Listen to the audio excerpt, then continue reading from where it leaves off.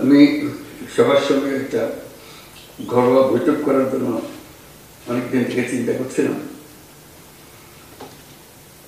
কিন্তু আমার অভিজ্ঞতার অভাবে সেটা করে উঠতে পারতেছিলাম না।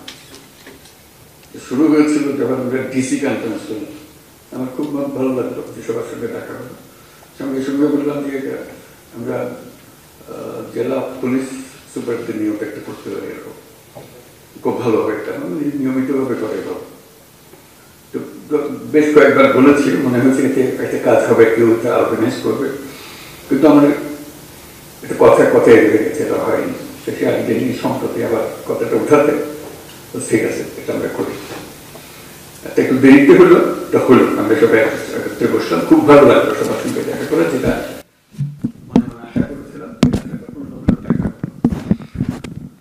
আশা করেছিলাম। এই জন্য সরকার যাই কিছুই করতে চাক না কেন, যে ভঙ্গিতেই করতে চাক না কেন, শেষ পর্যন্ত পুলিশের হাত দিয়ে করতে হয়। তারা করে দেবে না, তারা এনভায়রনমেন্টটা সৃষ্টি করে। ওই এনভায়রনমেন্ট না থাকলে তাহলে কোনো কাজ আর হয় না। কারণ পুলিশের কথা প্রসঙ্গে বারে বারে আমরা বলছি দুটো শব্দ, আইন ও শৃঙ্খলা। এটাই হলো পুলিশ। কাজে ওই পুলিশের হাতেই এটাকে এক্সিকিউট করা, এটাকে এই পরিবেশ সৃষ্টি করা, আইনের পরিবেশ সৃষ্টি করা। আইন যদি না থাকলো তাহলে সরকারও কি, গণতন্ত্র কি, অধিকার কি, মানুষ নাগরিকদের কি, কিছুই থাকে না। কাজে এটাই ছিল মূল জিনিস, যে আমরা পুলিশকে অবহেলা করে কিংবা পাশ কাটিয়ে গিয়ে দেশ করতে পারবো না। তারাই সম্মুখ সারির মানুষ। তারা ক্ষেত্র প্রস্তুত করলে তখন বাকি জিনিসগুলো হয়, তখন বীজ লাগানো হয়, চারা লাগানো যায়, সবকিছু হয়। আইন না থাকলে, শৃঙ্খলা না থাকলে যত বড় বড় চিন্তাই হোক, যত টাকাই ঢালুন, কোনো কাজে আসবে না। কিন্তু সেই জন্যই পুলিশের গুরুত্বটা মনে মনে খুব অনুভব করছিলাম, যে একবার বসি, নিজেদের মধ্যে একটা আলাপ আলোচনা করি, কি করা যায়, কিভাবে অগ্রসর হব। আজকে তোমাদের তরফ থেকে কথাগুলো শুনে খুব খারাপ লাগলো, যে এই অবস্থার মধ্যে তোমাদেরকে কাজ করতে আমরা ঠেলে দিয়েছি, যে করো। কাজ করার তো একটা পরিবেশ লাগে, সহযোগিতা লাগে, সামর্থ্য লাগে। সেটা ছাড়া, এই ঢাল তলোয়ার ছাড়া আমরা যুদ্ধক্ষেত্রে পাঠিয়ে দিয়েছি যে লড়াই হোক। সেই জিনিসটা আমি অবশ্যই পরপরে এটা নিয়ে বৈঠক করবো, সমাধান করতে পারবো যাই না, কোনো জিনিস সমাধান করতে বড় কঠিন জিনিস হয়ে যায়, কিন্তু চেষ্টা করবো যে কি করা যায়। যদি ব্যর্থ হই, মনে করে যে আমি চেষ্টা করেছিলাম কিন্তু ব্যর্থ হয়েছে, চেষ্টার অভাবে ব্যর্থ হয়নি। এটা প্রথম চোটে মনে পড়লো যে করা। এরকম আলাপ হলে অনেক কিছু মনে পড়বে, যেগুলো আমরা চেষ্টা করব। যদি আমরা বলি যে এটাই তোমাদের কাজ, দেশকে পরিবেশটা সৃষ্টি করা যেখানে দেশ এগিয়ে যেতে পারে, তাই যদি হয়, তাহলে যাদের হাতে পরিবেশ সৃষ্টি করার দায়িত্ব, যাদের কাছে দেশকে তৈরি করার দায়িত্ব এগিয়ে যাওয়ার জন্য, তাদের নিজেদেরকে তৈরি করতে না পারলে তাহলে তারা বাকি কাজ হলো না। তো সেই জন্য আমরা অগ্রাধিকার দিতে চাই, প্রায়োরিটি দিতে চাই যে যেটা আমরা পারি। আর কথা বলার আরেকটা কারণ ছিল, যে কারণে বসতে চেয়েছিলাম, সেটা হলো যে আমি সরকারে যোগ দেবার আগেও বলেছি, এখন সরকারে যোগদান পরেও বলছি, বাংলাদেশ একটা মস্ত বড় সম্ভাবনাময় দেশ। আমি বারে বারে এটা অনুভব করি। এটা শুধু রাজনৈতিক মাঠের বক্তৃতার জন্য না, ব্যক্তি হিসেবে, দেশের নাগরিক হিসেবে অনুভব করি যে এটা বিরাট একটা সম্ভাবনা, এবং কিছু কিছু উদাহরণও যে কেন এটার সম্ভাবনাটা আমি দেখি। কিন্তু সেই সম্ভাবনাটাকে আমরা বাস্তবের দিকে আনতে পারছি না, থেকে যাচ্ছি। আজকে আমরা একটা সুযোগ পেয়েছি, মস্ত বড় সুযোগ, সেই সম্ভাবনাকে কার্যে পরিণত করা। এবং জুলাইয়ের এই অভ্যুত্থানের ফলে সেই সম্ভাবনাটা সৃষ্টি হয়েছে। এই সম্ভাবনার যে পরিবেশ সৃষ্টি হয়েছে সেটাকে যেন আমরা হারিয়ে না ফেলি। কেন হারিয়ে ফেলা খুব সোজা, মুহূর্তে হারিয়ে যায়। এই সম্ভাবনাকে ধরে রাখা যেটুকু সময় আমাদের আছে সেটুকু সময়ের মধ্যে আমরা চেষ্টা করব, ভবিষ্যতে যারা আসবে তারা আশা করি চেষ্টা করবে, পথটা যেন আমরা সৃষ্টি করে দিই। এই পথে আমরা এগুলো সম্ভাবনাগুলো বাস্তবে পরিণত হবে। শুধু বাংলাদেশ একটা সুন্দর দেশ হবে, নিয়মতান্ত্রিক দেশ হবে, গণতান্ত্রিক দেশ হবে, সেটা তো বটেই। আমি মনে করি বাংলাদেশ পৃথিবীর যে সমস্ত অগ্রগামী দেশ আছে যারা পৃথিবীতে নেতৃত্ব দেয় তাদের মধ্যে একটা হতে পারে, এরকম একটা দেশের সম্ভাবনা আছে। এটা কোনো আত্মতুষ্টির জন্য না, এটা আমরা, আপনারাও নিশ্চয় দেখবেন, তোমরা দেখবে এটা, যেটা একটু বিচার করলে মনে হয় যে হ্যাঁ এই সুযোগ আছে। আমি একটু কয়েকটা উদাহরণ দিই। এই যে গণ অভ্যুত্থান হলো, এটা মহারক্ত বিরাট একটা কাণ্ড, ইতিহাসের একটা বিরাট পরিবর্তন সূচিত হলো। লণ্ডভণ্ড অবস্থার মধ্যে আমরা এই যাত্রা শুরু করলাম। সারা দুনিয়ার যত দেশ আছে সবাই আমাদেরকে সমর্থন করলো। শুধু মিনমিনে সমর্থন না, আচ্ছা আচ্ছা ঠিক আছে করো, ওরকম না, উৎসাহ করে এগিয়ে আসলো। তারা যেরকম মনে করেছে যে হ্যাঁ এই দেশ যদি উঠে দাঁড়াতে পারে সেটা ভালো সঙ্গী হবে সবাই। আমাদের উপরে তারা ভরসা করেছে, যেরকম আমরা নিজেদের উপরে সে ভরসা আনতে চাই। আমাদের সে ভরসা অনেক সময় হারিয়ে যায়, যে মনে হয় যে না কী হবে, এই তো 2 দিন পরে আবার সব পাল্টে যাবে, কয়দিন থাকবে এটা দেখি আমরা। এটা প্রশ্নবোধক নিয়ে অগ্রসর। আমি যেটা বলার চেষ্টা করছি যে প্রশ্নগুলো সরিয়ে দেওয়া, আমাদের কোনো প্রশ্ন নেই, আমরা এটা করবই, আমরা করার সামর্থ্য আছে আমাদের। এই যে নতুন করে আমাদের যাত্রা শুরু হলো, এটা একটা মস্ত বড় সুযোগ। এই সুযোগটার উপরে আমি আন্ডারলাইন করছি, এই সুযোগটা যেন আমরা হারিয়ে না ফেলি। এটা শুধু মুখে বললে তো হবে না, সেটা ওই যে আজকের যে আলোচনা হচ্ছে সেটার মাধ্যমে ওটা করতে হবে, যে সুযোগগুলো সৃষ্টির জন্য তারও একটা পরিবেশ লাগে, সেই পরিবেশটা সৃষ্টি করে। তো সেখানে পুলিশ বাহিনী একটা মস্ত বড় ভূমিকা পালন করে। ওই যে বললাম আইন ও শৃঙ্খলা, আইনটা যদি আমরা সঠিকভাবে প্রয়োগ করতে পারি, শৃঙ্খলা যদি প্রতিষ্ঠিত করতে পারি, তাহলে যে কোনো যুদ্ধ জয় সম্ভব। এই যে এগিয়ে যাওয়ার যে যুদ্ধ লড়াই, যেটা এটা আনন্দের লড়াই, এটা কোনো কষ্টের লড়াই না। যত এগিয়ে যায় তত ফুর্তি লাগে, নিজের কাছে ফুর্তি লাগে, নিজের ছেলে মেয়েদের সঙ্গে কথা বলতে ফুর্তি লাগে যে আমরা একটা কাজ করছি, তারা দেখছে, তারা উদ্বুদ্ধ হচ্ছে, এবং নিজের তুষ্টি হচ্ছে যে আমি একটা এমন ভূমিকায় আছি যে ভূমিকায় দেশের একটা পরিবর্তন হবে। আমরা নতুন বাংলাদেশ বলে শব্দটা বলি সবসময়, নতুন বাংলাদেশ, এটা কথার কথা না। এটা নতুন বাংলাদেশ আমরা এই জন্য বলি যে পুরনো বাংলাদেশ হচ্ছে অন্ধকার এক যুগ, আমাদের ভয়ঙ্কর একটা যুগ। সেই ভয়ঙ্কর দিন থেকে আমরা সুন্দর ঝলমলে একটা দিনে আসতে চাই, সেটা হলো নতুন বাংলাদেশ।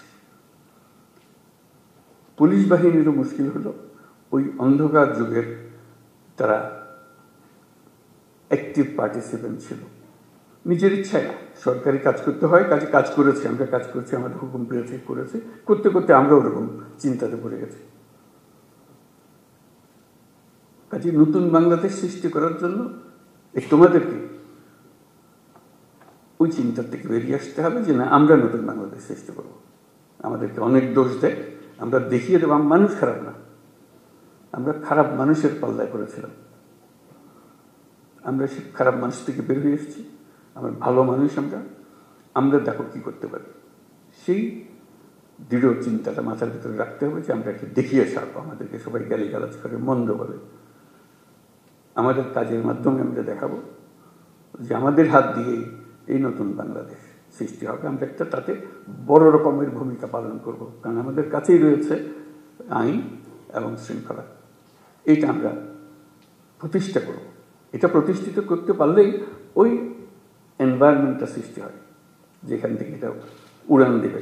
দেশটা উড়ান দিতে হলে তার একটা মোমেন্টাম জেনারেট করতে হয়।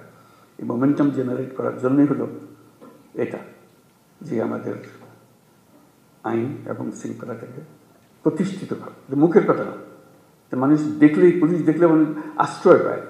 এখন পুলিশ দেখলে ভয় পায়, কি আমাদের খ্রিস্টের মধ্যে আটকে হলো, একটা ভয়ঙ্কর একটা ক্যারেক্টার। পুলিশ হলো বন্ধু, এটাই হলো। কারণ আমি আইনের পক্ষের মানুষ, আমি আইন প্রতিষ্ঠা করার মানুষ। আইন হলো আমাদের সবার আশ্রয়, তো পুলিশ হলো সে আশ্রয়দাতা, যে আমি আইনের আশ্রয় নিয়ে আসছি, আইন আপনাকে সুরক্ষা দেবে। এটা যদি আমরা এই ইমেজটা যদি প্রতিষ্ঠিত করতে পারি, অতীতের সব কথা মানুষ বলে যাব। কাজে এটা নিয়ে কান্নাকাটি করে কোনো লাভ নাই, কারণ সেইটা আমরা বদলাতে পারবো না। সেই 16 বছরের ইতিহাসে আমরা বদলাতে পারবো না। সেই 16 বছরের কালিমা আমার সারা গায়ে মাখা আছে, আমি রাতারাতি পাল্টাতে পারবো না। এটা মানুষ হিসেবে আমি আমার কর্তব্য নির্ধারণ করতে পারি, আমি আমার সম্পূর্ণ নতুন ভাবমূর্তি আমি প্রতিষ্ঠা করতে পারি। এবং যে সরকার তোমাদের নিয়ে কাজ করছে, সেই সরকারের ইচ্ছা যে তোমরা সেই ভাবমূর্তিতে চলে আসো, যাতে করে সবাই, দুনিয়া সবাই দেখে, মানুষ, দেশের মানুষও দেখে আমরা শুধু পুলিশ বাহিনী না, আমরা নতুন বাংলাদেশের পুলিশ বাহিনী। এই ক্যারেক্টারটার জন্য সে দেখলে মনে হয় যে না, এই লোকটা, এই পুলিশটা নতুন বাংলাদেশের পুলিশ।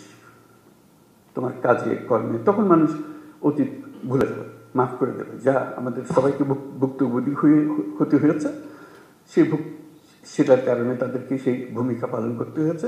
এখন সুযোগ পেয়েছে, তারা নিজের চরিত্র নিজের ভাবে উন্মোচন করেছে যে আমি নতুন বাংলাদেশের পুলিশ।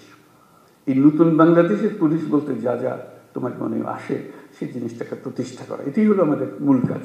এটা করতে পারলে আমরা আমাদের এই যে সুযোগ সৃষ্টি হলো, আমি যে সুযোগের উপরে জোর দিচ্ছি, অভ্যুত্থানের কারণে যে সুযোগ সৃষ্টি হয়েছে, যার কারণে আমরা নতুন বাংলাদেশের কথা জোর দিয়ে বলছি। মাঝে মাঝে লোকে মনে করে এটাও একটা রাজনৈতিক বক্তব্য, বলতে শুনতে ভালো লাগে, কিন্তু অন্তঃশাসন না। আমরা সেভাবে বলার চিন্তা করি নাই। আমরা বাস্তবিক পক্ষে মনে করেছি যে এটা একটা মস্ত বড় সুযোগ। এটা নতুন দেশ, যেমন নতুন দেশ আর আশেপাশের 2-4টা দেশের সঙ্গে পাল্লা দেবে তা না। আমরা দুনিয়ার মাঠে খেলার খেলোয়াড়, আমরা ছোট মাঠে খেলার খেলোয়াড় না। বাংলাদেশ, ওই যে বললাম, বাংলাদেশ অপূর্ব একটা দেশ। সেই দেশে যারা আমরা দুনিয়ার মাঠে খেলি, আমাদের দিকে দেখে লোকে হাততালি এসছে, বাংলাদেশ নেমেছে এবার, ওরকম চাই, ওরকম এমন করতে পারি। এটাও কোনো বাক্য উচ্চারণ করা মানুষের মধ্যে একটু ভাবনা চিন্তা সৃষ্টি, তা না। আমরা বাস্তবে পারি, আমাদের সেই সুযোগ আছে, সেই সুযোগগুলোর কথা বারে বারে বলার চেষ্টা করছি, এই সুযোগগুলো যেন আমরা গ্রহণ করি। তো সেই নতুন বাংলাদেশের পুলিশ বাহিনী হিসেবে আমাদের করণীয় কি করতে পারি? অতীত নিয়ে কান্নাকাটি করার দরকার নাই, নতুনের জন্য আমরা প্রস্তুত এবং করে দেখাবো। এটা মুখে বলে আমরা নতুন বাংলাদেশ করবো ইত্যাদি মুখে বলার দরকার নেই, কাজে বলবো যে হ্যাঁ, এই হলো নতুন বাংলাদেশের পুলিশ বাহিনী। সবাই ভাবা দেবে যে হ্যাঁ, একটা কাজ। এবং আশেপাশের যারা আছে তারা বলবে যে ভাই, আপনার একটা কাজ দেখালেন এবার, এটা আমরা চিন্তা করি নাই, পুলিশের হাত দিয়ে এই কাজ হতে পারে, পুলিশের মাথায় চিন্তা আসতে পারে। কারণ পুলিশ সম্বন্ধে ইমেজ হলো যে তারা খারাপটা আগে দেয়, খারাপটা আগে করে। আমরা ভালোটা আগে দেখবো, ভালোটা আগে করবো। আমাদের পুরো বাহিনীটা নিয়োজিত, 1-2 জন করা সেটা ঠিক আছে, খারাপ না, কিন্তু তাতে বাহিনী পাল্টায় না। বাহিনী সামগ্রিকভাবে একটা কাঠামো, এই কাঠামোর কাছে অনেক শক্তি, যদি আমরা সেই শক্তিকে ঠিক দিকে প্রসারিত করি। সেটি বলার জন্য, যে কমিউনিকেট করার জন্য, যে আমরা এই সুযোগটা গ্রহণ করি, আমরা কি কি করলে হবে সেই আলোচনাটা আমরা শুরু করি। যে এই জিনিস হলে এটা একটা টিম ওয়ার্ক, তো এটা তো আর একক কোনো উপদেষ্টা মহোদয় হুকুম দিয়ে দিল আর তোমরা করে ফেললে, এরকম না। এটা সবাই মিলে একটা টিমের মতো খেলতে হবে। এবং বাংলাদেশের যত টিম আছে সবচেয়ে গুরুত্বপূর্ণ টিম হলো তোমরা, পুলিশ টিম। আমরা বহু টিম আছে, ব্যবসা বাণিজ্য অন্যান্য বহু রকমের জিনিস, কিন্তু গোড়াটা ঠিক করে দিতে হয় পুলিশকে। ওই যে বললাম যে পরিবেশ তার হাতে, পরিবেশ মানে কাজ করার পরিবেশ। এই পরিবেশটা তোমাদেরকে সৃষ্টি করতে হবে এবং তোমরা পারবে, না পারার কিছু নেই। এবং যদি অতীতের কোনো কাজে তোমার কাছে অনুশোচনা এসে থাকে, দুঃখ এসে থাকে, এই হলো সুযোগ। এই দুঃখটাকে মোচন করার জন্য এমন কাজ করব, মানুষ ওটা শুধু ভুলে না, এই যেটা নতুন কাজ সেটা দিকে আমাকে স্মরণ করবো, অতীতে প্রশ্ন উঠবে না আর আমার কাছে। তারা পরিষ্কার দেখবে যে আমরা কী করি না করি, এই জিনিসটা করা। তো সেটা বলবো যে আমরা তো করতে চাই, কীভাবে করব, আমাদের তো সুযোগ দিচ্ছে না। এই সুযোগটা কীভাবে আমরা করতে পারি? আমরা সবাই মিলে একটা টিম, তোমরা একটা টিম আলাদার ওপর না, আমরা সবাই মিলে একটা টিম। তোমাদেরটাও সেই সুযোগ করে দিতে হবে, যাতে করে আমরা যতটুকু আমাদের সাথে আছে সেগুলো, সেই আয়োজনগুলো করে দেওয়া যাতে আমরা করতে পারি। বাংলাদেশের সুযোগের মধ্যে একটা যেটা যে বললাম যে মস্ত বড় সৌভাগ্যবান যাতে তার মানুষ, মানে আমরা সবসময় চিন্তা করে এসেছি যে বাংলাদেশে এত মানুষ, এর কপালে দুঃখ ছাড়া আর কিছু নেই, খালি বাড়ছে তো বাড়ছেই, এতগুলো মানুষ। বাস্তব পরিস্থিতি তো উল্টা। আমরা এত সৌভাগ্যবান জাতি যে আমাদের শক্তির অন্ত নাই, মানুষের শক্তি। মানুষের শক্তির সঙ্গে কেউ পাল্লা দিতে পারে। মানুষের ভিতরে ভীষণ রকম একটা সৃজনশীলতা আছে, যে সমস্যা দিকে সেই সমস্যাকে উল্টে ফেলে।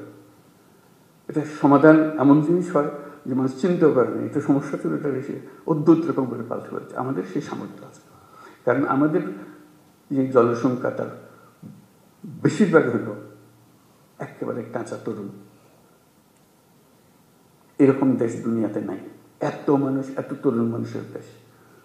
এবং সে তরুণ অসহায় তরুণ না, তারা নানা বুদ্ধি সল্লা করে, এটা করে ওটা করে, কোনো জিনিস বাদ থাকে না। আমরা অতীতে যা যা করে এসেছি একটু ফিরে দেখলে, তার ব্যাখ্যা করলে দেখা যাবে যে কী রকম সমস্যাটাকে তারা সমাধান করে দিয়ে নিজে নিজে সব করে ফেলেছে। আমরা সবাই মিলে তাদেরকে বাধা দিয়েছি, সরকার বাধা দিয়েছে, পুলিশ বাধা দিয়েছে, ব্যবসা বাধা দিয়েছে, কিন্তু তারা এর মধ্য থেকে কাজটা করে ফেলেছে। আমরা পথে পথে তাদের বাধা সৃষ্টি করেছি। সরকারের একটা ভূমিকা হলো বাধা সৃষ্টি করা, আমরা সে বাধাকে তাকে দিয়েছি, সেই বাধাকে অতিক্রম করে তাকে করতে হয়েছে। এখন আমাদের যেটা শপথ নিতে হবে, যেটা সিদ্ধান্ত নিতে হবে, যে মানুষকে আমরা বাধা দেব না, তার পথকে আমরা সহজ করব, তার পাশে থাকবো। তাহলে দেখবো যে এই দেশের এখন সমস্যা থাকবে না। শুধু তার পাশে থাকা, শুধু আইনের ভিতরে তাকে রাখতে হবে। তাকে বলতে ভাই আইনটা পাল্টেন না, আইনটা হাতে নিয়েন না, আইনের ভিতরে থাকেন, আমি যা দরকার আমি করে দেবো আপনার জন্য, আইনের ভেতরে থাকেন। আর আমি নিজে যদি আইন ভঙ্গ করি তাহলে সে তো বলবে যে আচ্ছা আমি কি, আপনি কি আমার ওয়াজ করতেছেন, সেই ওয়াজটা আপনি নিজে মানতেছেন না, সে হাসবে। এটা কোনো অর্থ থাকবে না। কাজে নিজে আগে মানি যে আমি আইনের ভেতরে থাকবো, এবং তখন সে মানবে যে হ্যাঁ আইন এটা আমাদের করতে হবে, যে করা। সম্ভাবনার কথাটা বললাম, এই সম্ভাবনাটা কীভাবে আমরা কাজে লাগাবো। এই সরকার, অন্তর্বর্তীকালীন সরকার, এটা হাতে খুব বেশি সময় নেই। আমরা অলরেডি 7 মাস পার করে এসেছি। আমরা বলছি ডিসেম্বরে নির্বাচন হবে। তো কাজে এর মধ্যে যা আমরা করতে চাই, যা আমাদের সামর্থ্য আছে, এগুলো করে ফেলা। কাজে কী কী সংস্কার, আমরা সংস্কারের জগৎ দিচ্ছি, তোমরাও সংস্কারের কথা বলছো, যে আমাদের যত সংস্কার করার দরকার আছে আমি করে ফেলি। কারোর জন্য অপেক্ষা করে আমাদের কোনো ফায়দা হবে না, কাজটা করতে হবে এবং সেটা আমাদের প্রতিষ্ঠিত করতে হবে। যে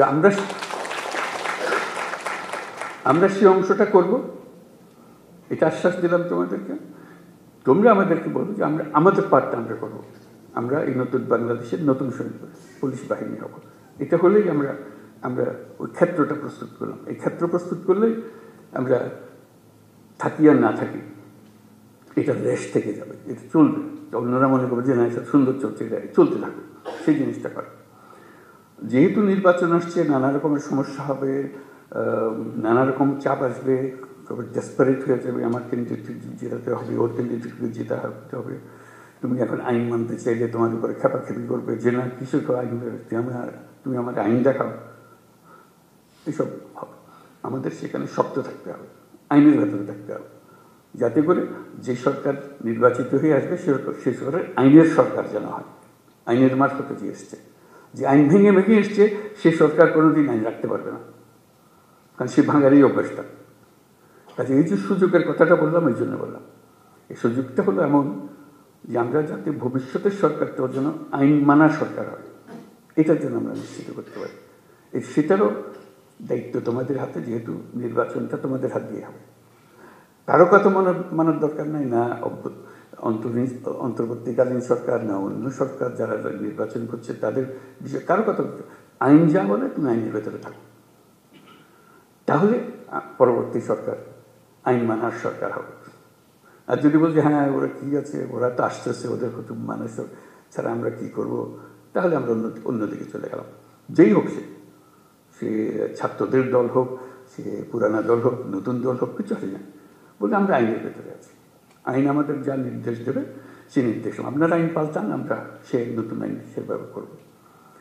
ওই জিনিসটা যেন শক্ত থাকে, যে আইনের ভেতরে থাকবো, যাতে ভবিষ্যৎ আমাদের আবার এই পুরনো জগতে ফিরে যেতে না। আমাদের শুধু ভয় হলো আবার অন্ধকারে যেন হারিয়ে না যায়।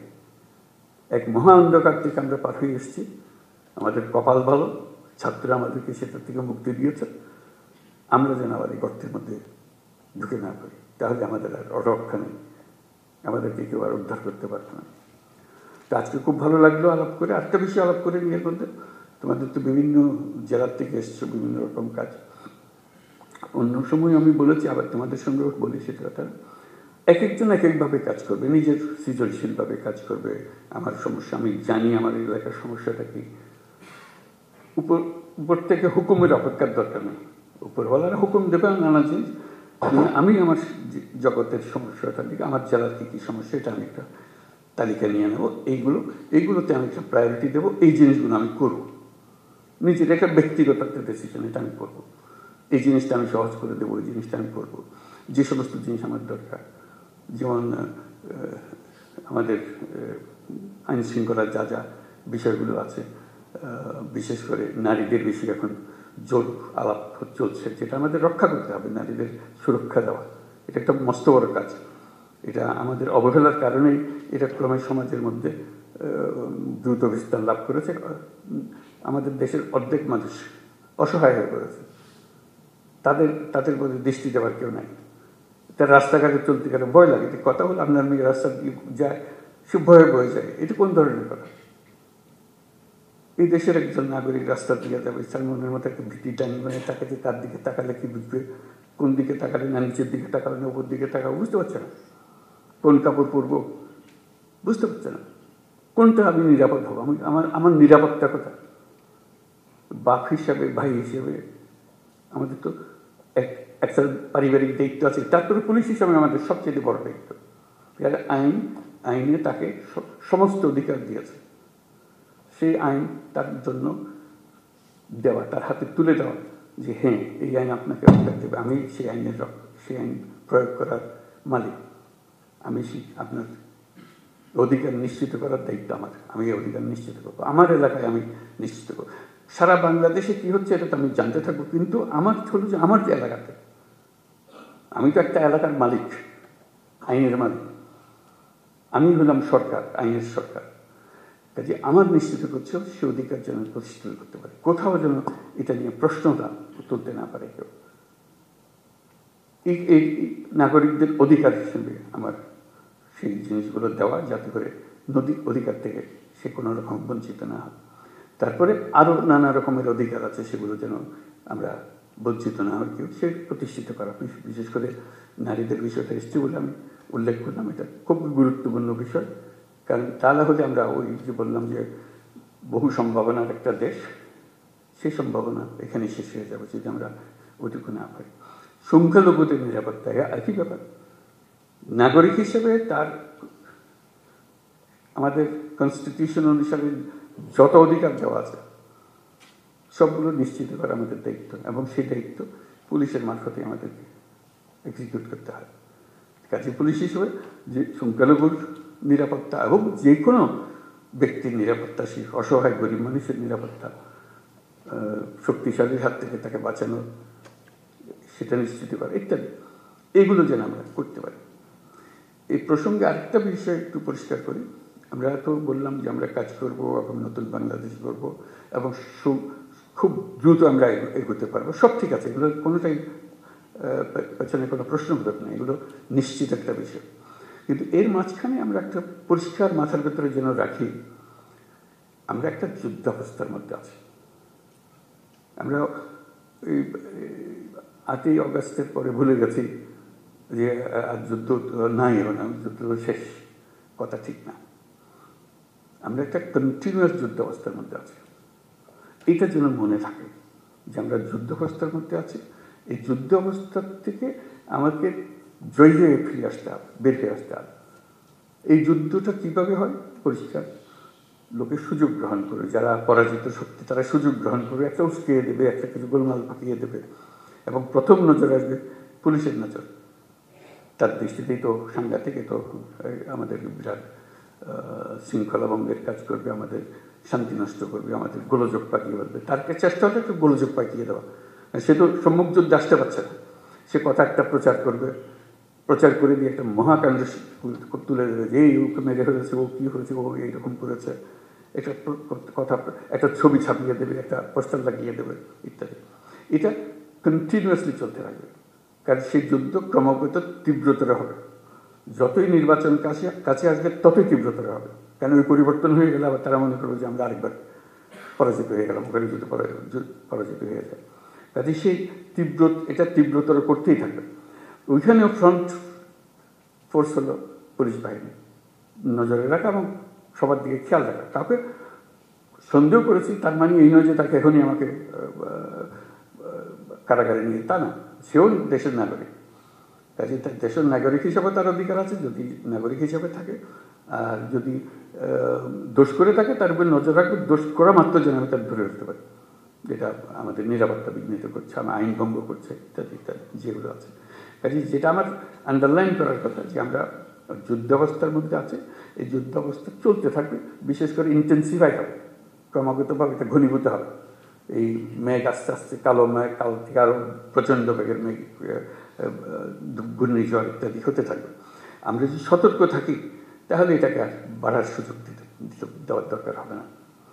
এই প্রসঙ্গে দেখা যাবে যে অনেক অপপ্রচার, এগুলো তোমার পরিচিত সব অপপ্রচার যে হয়, অপপ্রচারের একটা মহা কারখানা আছে। নিত্য নতুনভাবে অপপ্রচার হবে, তোমাকেও কনফিউজ করে বলবে যে আসল কথা তুমি বুঝতে পারতেছ না এটা কী হইতেছে। কাজে সেটার থেকে বাঁচা, এই অপপ্রচার থেকে বাঁচা। অপপ্রচারে কোনো একটা সূত্রপাত হলে তোমার এলাকায় যদি হয়, সঙ্গে সঙ্গে এটা রিপোর্ট করা যে এখানে একটা অপপ্রচার চলছে, এটাকে শিগগিরই এটাকে পরিষ্কার করে ফেলতে হবে, লোকে যেন ভুল ধারণার মধ্যে না থাকে। নড়াচড়া ইত্যাদি, কারা এই অপপ্রচার করছে, কারা এই ফ্যাক্টরি বানিয়েছে, কোথায় বানিয়েছে, কারণ তাদের এন্ট্রান্স সর্বত্র, যেহেতু তাদের হাতে বিশাল অঙ্কের টাকা আছে, কী পরিমাণ টাকা আছে সেটা পত্রপত্রিকায় তোমরা দেখতেছো। ওইটার থেকে ওই যুদ্ধটা আমাদের জয় করতে, আমরা এই যুদ্ধকে উঠতে দেবো না এটা। আর আমাদের জগৎকে আমরা যে নতুন বাংলাদেশ গড়তে চাই, সে নতুন বাংলাদেশ দিকে আমরা অগ্রসর হব। এটা ডিসিদের মিটিংও বলেছিলাম, এখানেও সেটা বলি আমি, এটাও আমার কাছে খুব গুরুত্বপূর্ণ বিষয়। সেই জন্য এটা হলো যে আমরা 64 জেলার 64 জন দায়িত্বে আছে।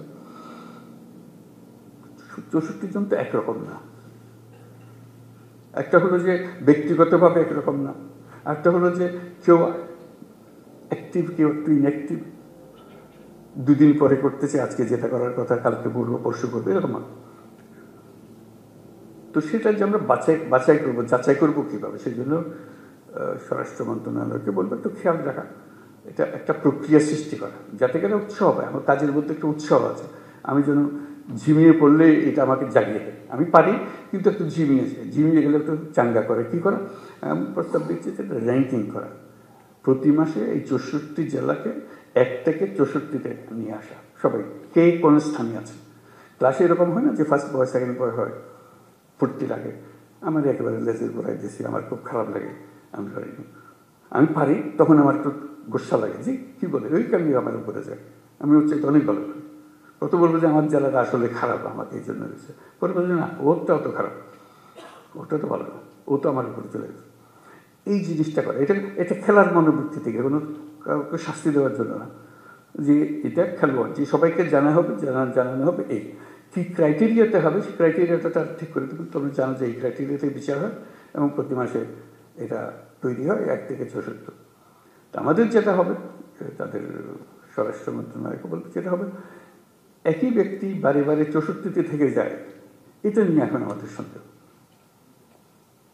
যে আগে যে 64 ছিল 64, তারপর 63তে চলে গেছে, তারপরে 50-এ চলে গেছে, তারপরে 32-এ চলে গেছে, সে নড়াচড়া করে। এইগুলো 64 আর নড়ে না দেখি, খালি ওখানেই থাকে। তাহলে তার মধ্যে একটা বেসিক প্রবলেম আছে। হয় এটা তার পারিপার্শ্বিক একটা প্রবলেম, অথবা তার ব্যক্তিগত একটা প্রবলেম। সেটার দিকে নজর দেওয়া, তার একটু সাহায্য করা, যে একটু নড়াচড়া, একটু 1 ধাপ উপরে ওঠার চেষ্টা করো, উৎসাহিত করা। কেন এটা উৎসাহিত করা, ইনসেন্টিভ দেওয়ার জন্য, যে আমরা দেখালাম যে কী হলো। ওই শুধু নজর রাখা যে জায়গাতে আছে নিচের দিকে, সেই নিচের দিকে থেকে যাচ্ছে, উপর দিয়ে ওঠার চেষ্টা করতেছে না বা পারতেছে না, তাহলে তাকে ট্রেনিং দিতে হবে, তাকে আরেকজন সাহায্য করে দিতে হবে, যাতে করে সে একটু উপরে উঠতে পারে। আর যে 10-এর মধ্যে ঢুকে গেছে আর 10 থেকে নামতেছে না, বাবা সে শক্ত করে ধরছে, সে ভালো, তার দিকে একটু নজর রাখা, যে হ্যাঁ ভালো কাজ, ভবিষ্যতে অনেক কাজ দায়িত্ব দেওয়া যাবে থাকে, যে 10-এর মধ্যে থাকে, প্রত্যেকবারের দিকে 10। এরকম একটা প্রক্রিয়া হলে ফুর্তি লাগে কাজ করার মধ্যে। তা আমরা প্রযুক্তিকে আনতে চাচ্ছি আমাদের কাজের মধ্যে। আমরা পুলিশ রিপোর্ট করা, কী বলে এটা, মামলা রুজু করা, এগুলো অনলাইন, এগুলো আছে না, অনলাইন চালু করে কাজ হচ্ছে আমি ভালো। এই অনলাইন আমরা সব যত কিছু আছে এখন অনলাইন করার চেষ্টা করি। এটা দিয়ে শুরু হলো অনলাইন, এটা মামলা রুজু করা। আমরা দেখবো তো কোন জেলাতে কয়টা হয়, এটার একটা ছবিটা দিয়ে দেওয়া, টেবিলটা দিয়ে দেওয়া। এই জেলাতে এই মাসে, এই মার্চ মাসে 32টা হয়েছে, এই মাসে, আগের মাসে 30টা ছিল, আগের মাসে 20টা ছিল, এখন 32টাতে আছে। আরেকজনের প্রথম মাসে 20টা ছিল, তার মধ্যে 40 হয়েছে, তারপর 80টা হয়েছে। দ্রুত চলে যাচ্ছে।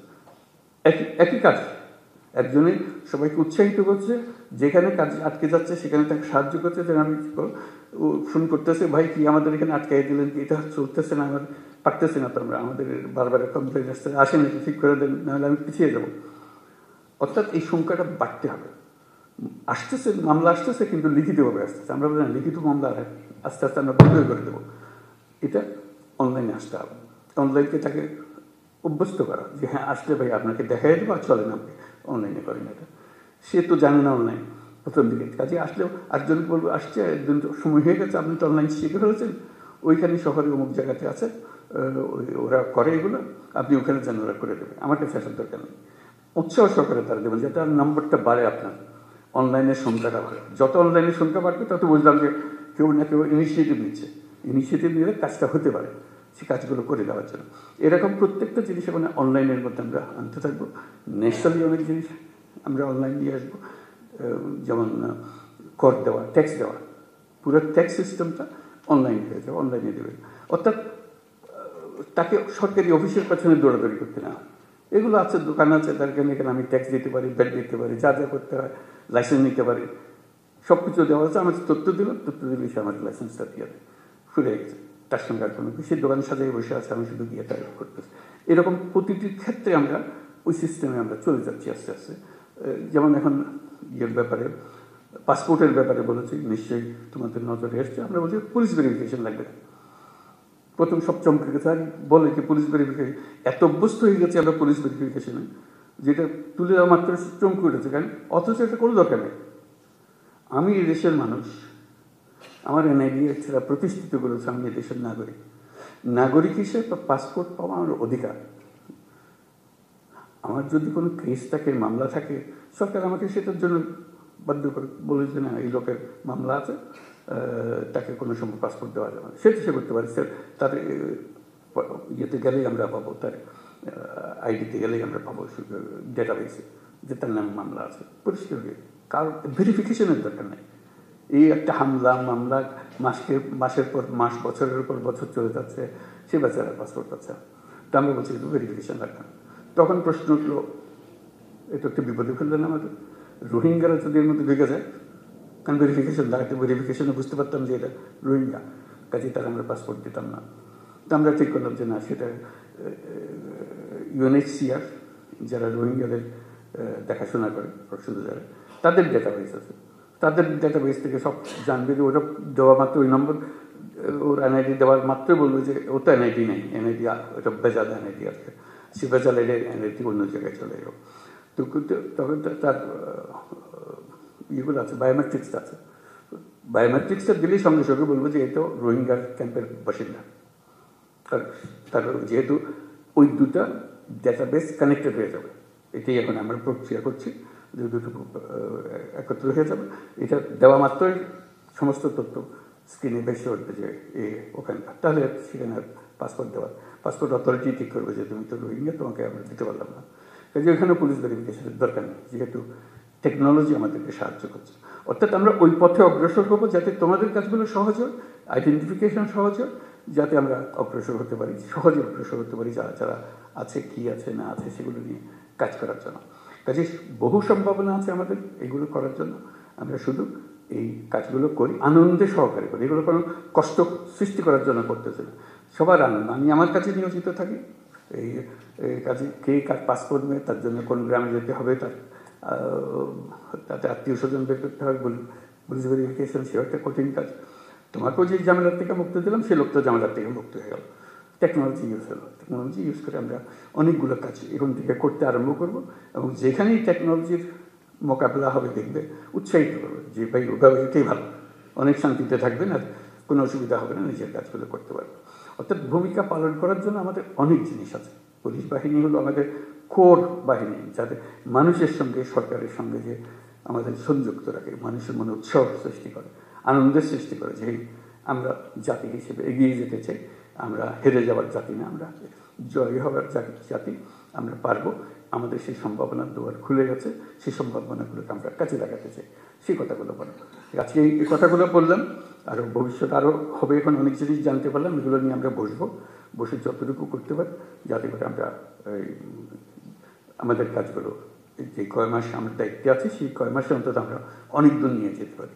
ভবিষ্যতে কী হবে সেটা ভবিষ্যতের হাতে, কিন্তু আমাদের প্রতিটা দিন যেন আমরা মনে করি যে আমরা একত্রে সবাই মিলে বসে দেশের জন্য একটা কাজ করেছে, যেটা দেশকে এগিয়ে নিয়ে যেতে সাহায্য করছে।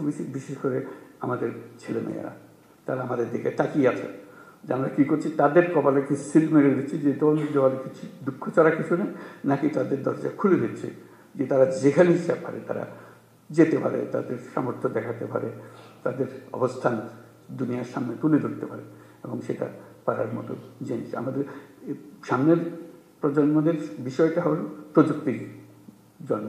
এই প্রযুক্তি দিয়ে তারা কোথায় যে চলে যাবে আমরা চিন্তা করতে পারছি। আজকে যে ছোট্ট বাচ্চাটা আপনার ঘরে বড় হচ্ছে, দেখবেন যে সে কী যে কাণ্ড করে ফেলেছে তার 18 বছর বয়সে, 19 বছর বয়সে। আপনিও বুঝতে পারেন নাই, আপনার ফ্যামিলির কেউ বুঝতে পারেনি, সেও বুঝতে পারেনি, কিন্তু সে রাস্তা পেয়ে গেছে, যেহেতু প্রযুক্তি তার হাতে এসেছে। প্রযুক্তি একটা হলো যে আলাদিনের চেরাগের মতো, এটা যার হাতে গেছে সে এটা নিয়ে যে কোনো ইচ্ছা যে কোনো জিনিস করতে পারে। আমরা স্টারলিংকের কথা বলছি, যে স্টারলিংক আশা করি কিছুদিনের মধ্যেই শুরু হয়ে যাবে।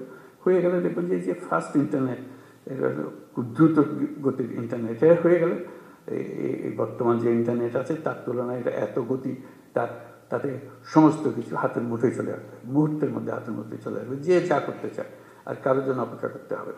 এটা তো একটা টেকনোলজি, এরকম বহু টেকনোলজি আরও আসতে থাকবে, যাতে আমাদের হয়তো একটু ধাক্কা খেয়ে এটা শিখতে হবে, কিন্তু বাচ্চারা জন্ম থেকে শিখে ফেলে। কেমনে শিখে, কে শেখায় আমরা জানতেও পারি না, কিন্তু সে শিখে ফেলছে সব কিছু। 10 বছরের বাচ্চা, 11 বছরের বাচ্চা সবাইকে শেখাতেছে কী হইতে পারে। তুমি পারবে না, আমার তো আমি করে দিচ্ছি, 1 সেকেন্ডের মধ্যে সে করে দিল। আমি ঘন্টা খানিক ধরে চেষ্টা করছি, এটা পারতেছে না, সে 1 সেকেন্ডের মধ্যে এটা করে দেয়। তার মধ্যে একটা বিল্ট ইন একটা জিনিস আছে যেটা আমাদের মধ্যে নাই, আমরা পারিনি, আমাদের জমানায় সেটা ছিল না বলে। এখন তার জমানায় এসছে, সেটাতে ওস্তাদ হয়ে গেছে, সেই জগতের মধ্যে আমরা প্রবেশ করছি। ওকে এখন বাড়ার সুযোগ দেন, উড়ার সুযোগ দেন, সেই জন্য আমাদেরকে সবাই নিয়ে উড়ান দিতে পারে। তো সবাইকে ধন্যবাদ। আজকে কথাবার্তা হলো, আশা করি ইনশাল্লাহ ভবিষ্যতে আবার এরকম সুযোগ হবে এগুলো বলার জন্য, আলাপ করার জন্য। আপনাদের বাকি অনুষ্ঠান চলতে থাকুক। আজকে আপনাদের কাছ থেকে বিদায় নেব। আসসালামু আলাইকুম।